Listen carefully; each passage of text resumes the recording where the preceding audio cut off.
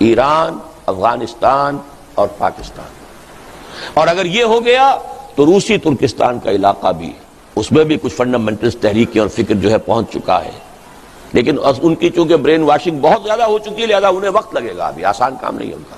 مجھے بتایا گیا، میں تو ٹیلی ویژن نہیں دیکھتا، B B C television نے میرے کسی خطبہ جمعہ کے حوالے سے یہ بات کہی ہے، a danger signal for the West. میری اسی تجویز کو کہ ایران، پاکستان اور افغانستان کا ایک بلاک بننا چاہیے. انہوں نے کہا it's a red signal for the West, danger signal for the West. یہاں کے لوگوں کے کانوں پہ جو نہ ہل رہی ہو، انہیں معلوم ہو جاتا ہے کیا میری حیثیت ہے، میری کوئی جماعت ہے، مٹھی بھر لوگوں کی ہے، کوئی حیثیت نہیں ہے میری، لیکن جو بات میں کہہ رہا ہوں اس کی جو اہمیت ہے وہ ان کو معلوم ہے. ایران کا گھیراؤ ہو رہا ہے، ٹارگٹ نمبر 1 ہے. کسی بھی روز آپ سنیں گے کہ کوئی سٹرائک ہوا ہے اور اس کی جو بھی ایٹمک انسٹالیشنز ہیں وہ تو پہلے بات میں ختم کر دیں گے. اوپنلی انہوں نے اپنے بجٹ کے اندر $20 کروڑ کی رقم جو ہے، اوپنلی، کوئی ڈر نہیں ہے اب انہیں. بائی پولر ورلڈ تو ہے نہیں، یونی پولر ہے، ہم ہی ہم ہیں. I am the monarch of all I survey. تو سچ بولنے میں کیا برائی ہے؟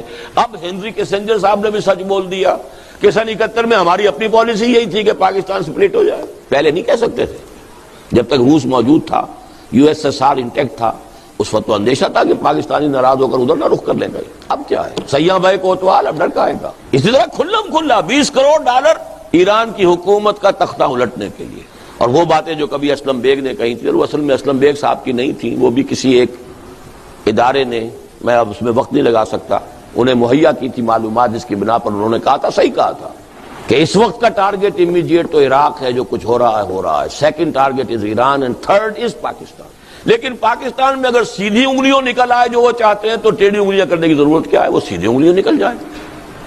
ٹیڑھی انگلی تو تب استعمال ہوتی ہے جب سیدھی انگلیوں کوئی شے نکلتا نہ ہو.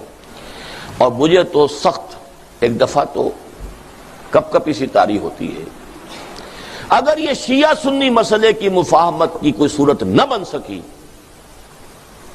تو کٹر سنی حنفی مولویوں کی حکومت افغانستان میں اور کٹر شیعہ جعفری فقہ ایران میں، اس سے بڑا ٹکراؤ کوئی ہوگا؟ امریکہ کو اور کیا چاہیے؟ اور پاکستان میں تو ہم اسلامی انقلاب سے دور تر ہوتے چلے جا رہے ہیں بحالات موجودہ، جو بھی حالات اس وقت ہیں. We have to be realistic.